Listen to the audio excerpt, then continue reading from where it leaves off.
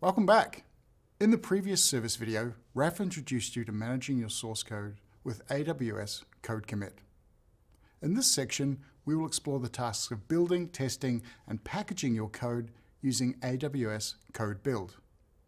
Code Build addresses a couple of common challenges in the development lifecycle. Developers typically test their code on their own machines.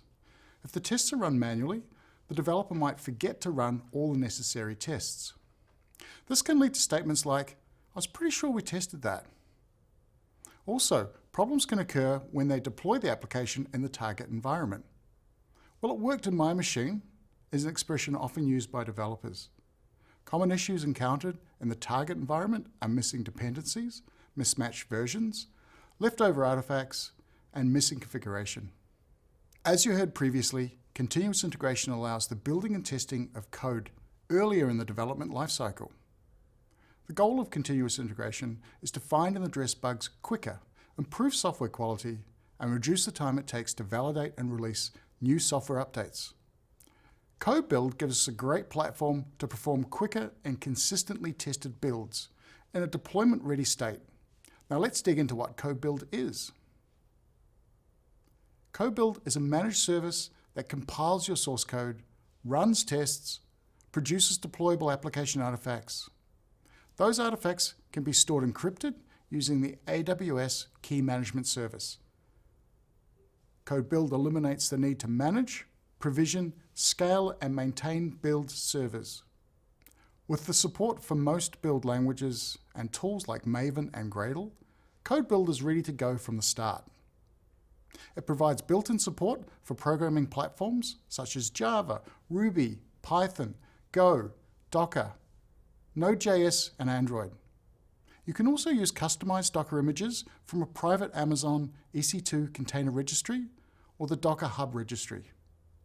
Additionally, Code Build can run automated activities such as code linters to verify the code conforms to the best practices of the language and the team style standards. Code metrics can help find problematic areas in the code, and unit tests can verify the correctness of the code. As with many AWS services, you pay for only what you use. In this course, you will utilize the free tier. So where would you use Code Build? If we refer back to the CI/CD pipeline, you see that Code Build fits into the build phase and can also help with the test phase. Now let's move to the whiteboard to understand how Code Build works.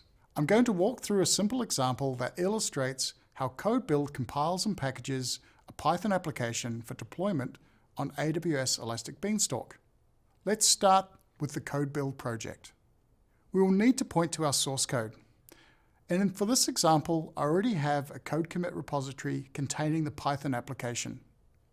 We could have pulled the source code from Amazon S3, GitHub, GitHub Enterprise, or Bitbucket.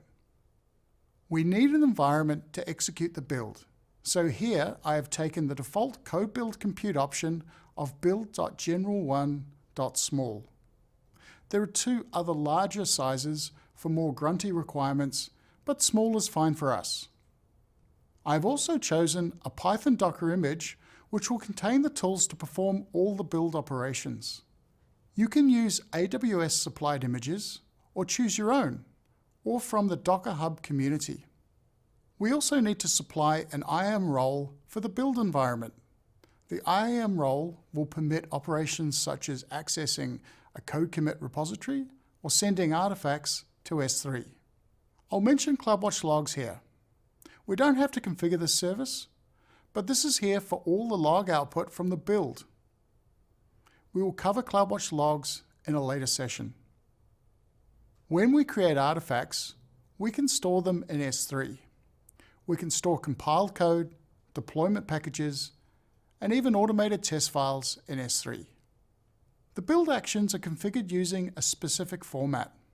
We can supply the actions directly into the build, but more commonly we'll use a buildspec.yaml file. You would place the buildspec.yaml file in the code commit repository. You might not have come across YAML before, so I'll quickly cover what YAML is. YAML stands for YAML Ain't Markup Language, and it's used to store data in a human-readable form. YAML is commonly used for configuration files and uses Python-style indentation to indicate nesting. Let's have a look at a simple buildspec.yaml file that compiles and then packages our Java application for deployment. This buildspec.yaml file contains the sections, version, phases, and artifacts. The latest version of the buildspec.yaml format is 0.2, and we should use that. Phases is where we put commands that execute the build. They can do pre- and post-build actions as well. In this example, you can see the build section runs the Python unit test command. This test is a simple unit test. Finally, there is an artifact section that states the files to be packaged and sent to Amazon S3. You have now seen the common components of a code build project. So now that we've created our project, how do we start the build? We can start the build manually, or we can use a Lambda function to trigger the build when a push occurs to the source code repository. We can also have third-party continuous integration servers trigger code build. This is a great way to scale those types of environment. However, a very common approach is to use AWS Code Pipeline to trigger a build as part of a managed process. What happens when a build completes? The build will either be successful or it will fail. Any command or operation that fails will cause the build to fail. We can thus ensure that only valid artifacts are presented for deployment. Now that we understand the purpose and major configuration areas of code build, let's walk through a practical demonstration.